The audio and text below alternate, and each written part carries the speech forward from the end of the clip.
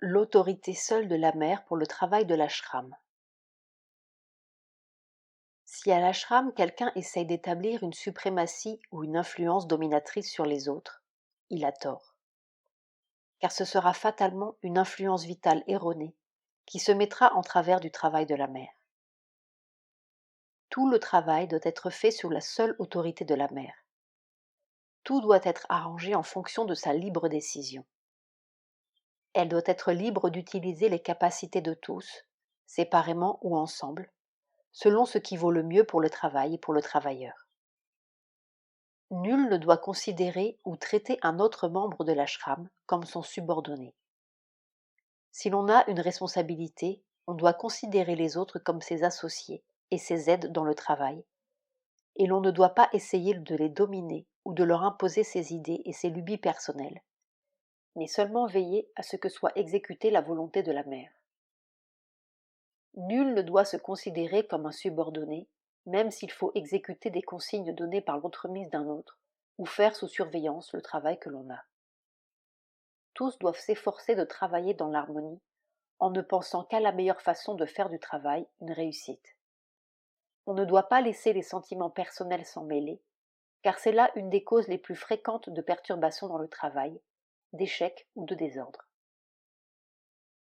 Si vous vous rappelez cette vérité du travail, et si vous vous y tenez, les difficultés disparaîtront probablement, car les autres, influencés par la justesse de votre attitude, travailleront sans heurts avec vous. Ou si du fait de quelque faiblesse ou de quelque perversité en eux, ils créent des difficultés, les effets en retomberont sur eux, et vous ne ressentirez ni perturbation ni trouble. Il y a une chose que chacun doit se rappeler, c'est que tout doit être fait du point de vue du yoga, de la sadhana, du passage à une vie divine en la conscience de la mère. Affirmer son propre mental et ses idées, se laisser gouverner par ses sensations et ses réactions vitales personnelles, ne doit pas être ici la règle de vie. On doit se tenir en retrait de ces choses, être détaché, les remplacer par la vraie connaissance d'en haut, les vraies sensations du psychique, au-dedans. Cela ne peut être fait si le mental et le vital ne se soumettent pas, s'ils ne renoncent pas à leur attachement à leur ignorance qu'ils appellent vérité, droit, justice. Tous les ennuis viennent de là. Si cela était surmonté, la vraie base de la vie, du travail, de l'harmonie de tous dans l'union avec le divin, remplacerait de plus en plus la difficulté et les ennuis actuels.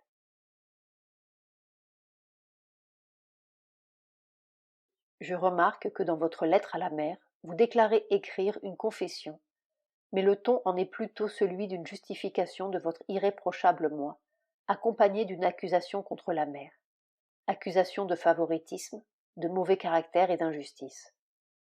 Je remarque également que votre compte-rendu des faits est incorrect et que, dans la mesure où il a trait à la mère, il est grotesque. Vous soulignez aussi un point où vous pouvez vous justifier et vous passez sous silence tout le reste où vous étiez en tort. Je veux cependant croire que tout cela était involontaire et qu'en écrivant une telle lettre, vous étiez inconscient du mouvement de votre être vital qui en a inspiré l'esprit et le ton. À mon avis, lorsque dans vos relations avec les autres, qui semblent avoir toujours été pleines de désharmonie, se produisent des incidents, il vaudrait beaucoup mieux que vous ne preniez pas pour point de vue que vous avez entièrement raison et qu'ils sont complètement dans leur tort. Il serait plus sage que vous soyez honnête et juste dans vos critiques, voyant où vous vous êtes égaré et soulignant même vos torts et non les leurs. Cela mènerait probablement à une plus grande harmonie dans vos rapports avec les autres. Ce serait en tout cas plus profitable à votre progrès intérieur, ce qui est plus important que d'avoir le dessus dans une querelle. Il n'est pas bon non plus de nourrir un esprit d'auto-justification et de pharisaïsme, et un désir de vous cacher vos fautes ou vos erreurs, ou bien de les cacher à la mère. Quant à vos doutes sur la mère, ils ont peu de chances de disparaître tant que vous penserez que vous pouvez lire le mental de la mère à la lumière du vôtre, et que, d'après ces données trompeuses, vous pouvez laisser votre mental la juger, elle et ses actions. Ils ne peuvent non plus disparaître facilement si votre foi s'effondre à chaque fois qu'elle fait quelque chose que votre intelligence limitée ne peut comprendre, ou qui déplaît aux sensations et aux exigences de votre nature vitale.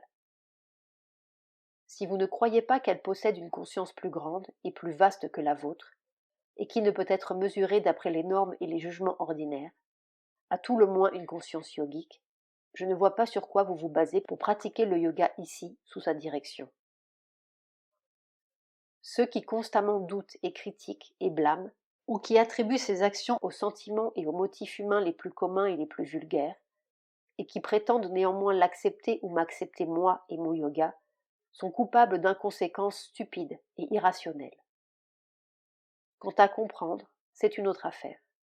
À mon avis, il faut dépasser le mental ordinaire et devenir conscient avec la vraie conscience avant d'espérer pouvoir le faire. Et pour cela, la foi, la soumission, la fidélité et l'ouverture sont des conditions qui ont une certaine importance.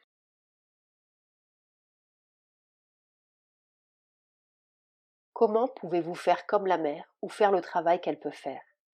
C'est de l'ambition et de la vanité. Il n'y a aucune raison pour que vous voyiez la mer, et ce n'en est pas non plus le moment. Il n'y a pas à discuter à ce sujet. Il y a deux choses qui doivent être clairement comprises. Le travail ici est celui de la mer.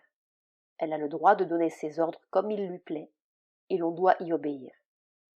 Nul ne peut être autorisé à faire fi de ses ordres, de quelque façon qu'ils soient transmis, ou à affirmer ses idées, ses volontés ou ses fantaisies. Si vous êtes prêt à respecter ces ordres et à y obéir sans condition, on peut vous autoriser à continuer le travail. Autrement, il vous faut vous démettre. En second lieu, toute violence doit cesser. Si vous voulez rester à l'ashram, cette sorte de comportement ne doit plus être. Travail de la mère dans le plan vital. Votre rêve était de toute évidence une représentation symbolique de quelque partie du plan vital, correspondant aussi à une partie de la nature humaine, où la mère avait fait sa maison, établi quelque chose de sa conscience. Le village représente quelque formation de la vie humaine où il y a une beauté et une harmonie extérieure, comme dans certaines parties de la vie européenne, mais pas le contact du divin. La jungle représente le milieu où cette formation a été faite. Elle est faite au milieu d'une nature vitale sauvage et brutale, et pleine de choses dangereuses. Le village, la formation, est donc quelque chose de très incertain et artificiel. C'est en fait la nature d'une grande partie de la civilisation humaine, une construction artificielle au milieu d'une dangereuse nature vitale non régénérée, et elle peut s'effondrer à tout moment. La mer est la conscience vitale elle-même, car l'eau est souvent un symbole du vital. Le sentier semble indiquer quelque chose que la mer veut que les sadhaks construisent, qu'ils forment dans cette partie du vital. Mais ça n'est pas si facile à faire et ne peut l'être qu'au prix d'une persévérance constante qui finira par l'emporter sur l'instabilité du vital. Les rêves vitaux de ce genre sont souvent très intéressants et instructifs si l'on peut trouver la clé de leur symbole. Mais trouver la clé n'est pas toujours facile.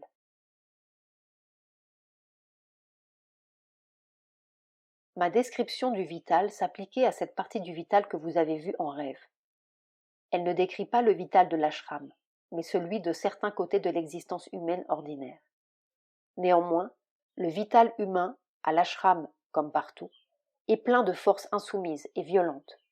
Colère, orgueil, jalousie, désir de dominer, égoïsme, insistance à faire valoir sa volonté, ses idées, ses préférences, indiscipline. Et ce sont ces choses qui sont à l'origine du désordre et de la difficulté dans le travail de l'ashram.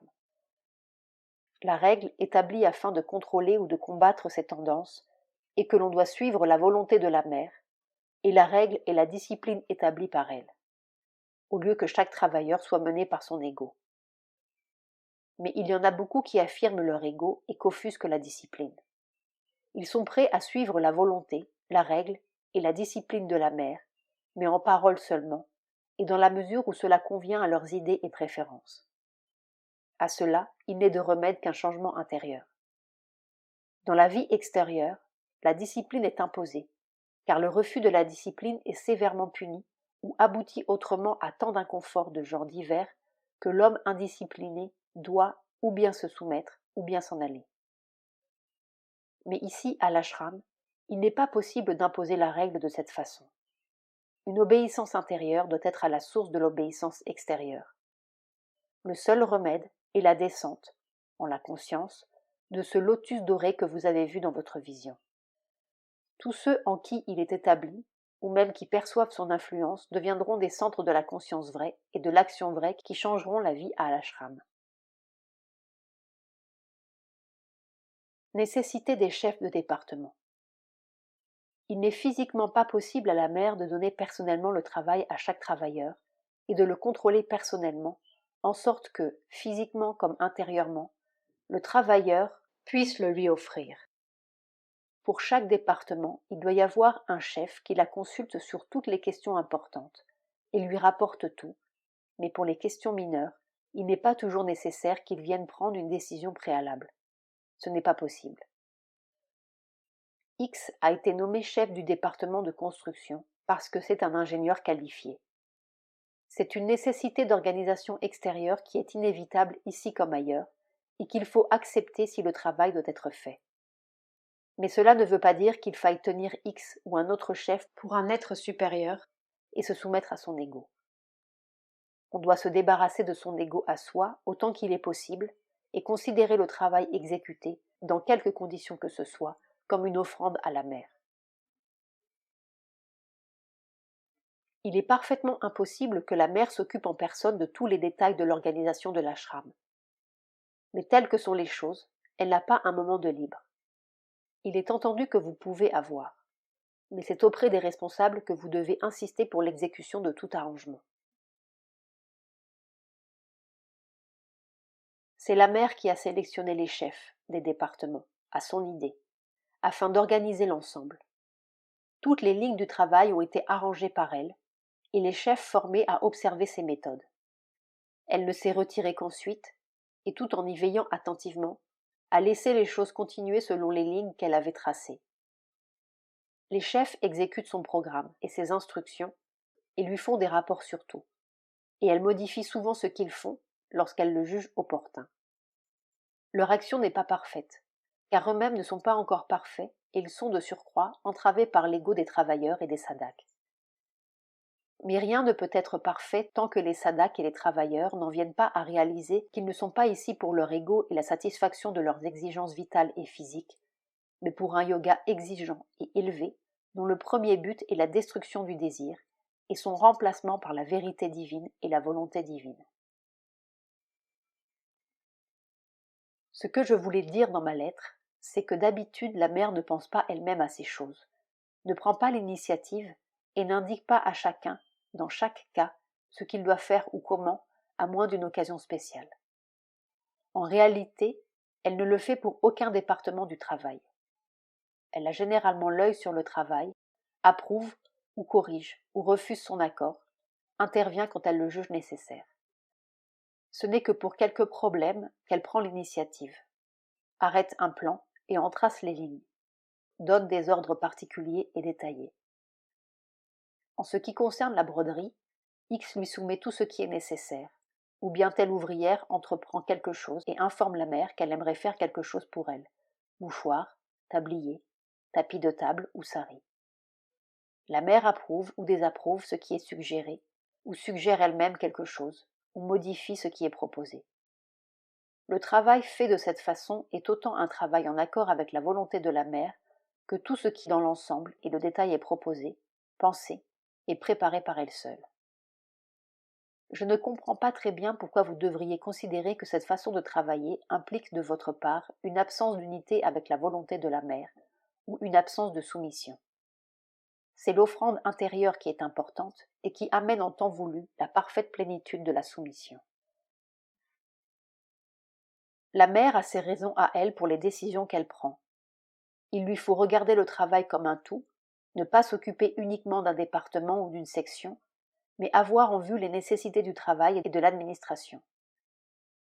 Quelque travail que l'on fasse ici, on doit toujours apprendre à subordonner ou à laisser de côté ses idées et ses préférences sur les choses qui ont trait, et travailler pour le mieux dans les conditions et selon les décisions arrêtées par elle. C'est l'une des principales difficultés de tout l'ashram car chaque travailleur veut faire selon ses idées à lui, sur ses propres lignes, selon ce qu'il pense être la chose juste ou adéquate, et s'attend à ce que l'on y consente. C'est l'un des principaux motifs de difficulté, de dispute ou de désordre dans le travail, et qui crée des conflits entre travailleurs, des conflits entre travailleurs et chefs des départements, des conflits entre l'idée des SADC et la volonté de la mère. L'harmonie ne peut exister que si tous acceptent la volonté de la mère sans rechigner ni avoir de réaction personnelle. Le travail indépendant n'existe pas à l'ashram. Tout est organisé et intimement lié. Ni les chefs des départements, ni les travailleurs ne sont indépendants. Apprendre la subordination et la coopération est nécessaire pour tout travail collectif. Sans quoi, ce sera le chaos. Sri Aurobindo parle de la mère.